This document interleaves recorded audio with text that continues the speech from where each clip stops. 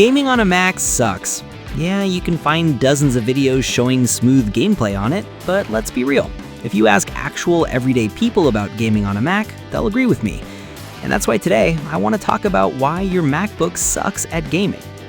Okay, so let's start with the most basic, yet most important reason: unsupported games. I'm not going to bore you with too much technical jargon, but here's the deal. Most big games are built on Microsoft's proprietary graphics API called DirectX. Now, since Apple always has a habit of thinking differently, and yes, that was literally their tagline back in the late 90s, they use their own graphics framework called Metal. That difference in API forces developers to rebuild large parts of a game from scratch. But in reality, most studios just don't bother because the gaming audience on Mac is too small to justify the time and money. Sure, Apple tried to fix this with their new Game Porting Toolkit, which helps developers test games, but that doesn't magically make the game native or optimized. Now, just a second ago, I mentioned the small gaming audience on Mac, which is kind of a weird paradox. Developers don't make games for Mac because the community is small, and the community stays small because developers don't make games for Mac. But things get even more complicated thanks to Apple's own philosophy. We all know how closed off Apple's ecosystem is, and that's the exact opposite of what gaming needs. Gaming thrives on open APIs, widespread compatibility, and deep access to hardware. Apple doesn't allow that kind of freedom. And even if they were to, it still wouldn't make much sense for them because the majority of Mac revenue comes from professionals, not gamers. People who code, design, or edit. That's the audience Apple cares about.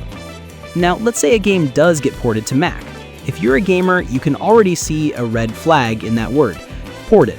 Most ports suck. They're usually based on older builds with downgraded graphics or outdated UIs, or worse, they're handled by third-party porting studios, which pretty much guarantees the original developers didn't really care about their Mac release. Even if you ignore Apple's business model and the porting mess, Mac hardware itself just isn't built for gaming. Why? Because Apple uses their in-house Apple Silicon chips, the M series. These chips use a unified memory architecture, meaning the CPU and GPU share the same memory pool. In simple terms, no dedicated graphics card. And you can't upgrade your GPU or storage either, unlike many Windows PCs. So even with the powerful M-series chips, Macs still struggle with gaming heat, throttling, and performance consistency. And here's where Apple Silicon makes things worse. Since Apple switched to its own chips in 2020, it broke compatibility with older Intel-based games. Those games used x86 instructions, while M-series chips use ARM. So Apple had to rely on Rosetta 2 for translation.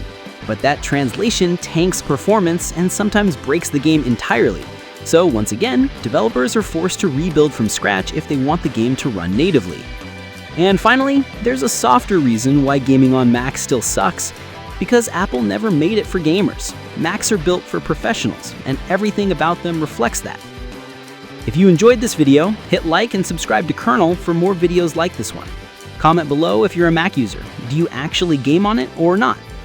And check out this video where I talk about Samsung's Win UI features everyone copied, or this one where I explain how I ditched Spotify for MP3s.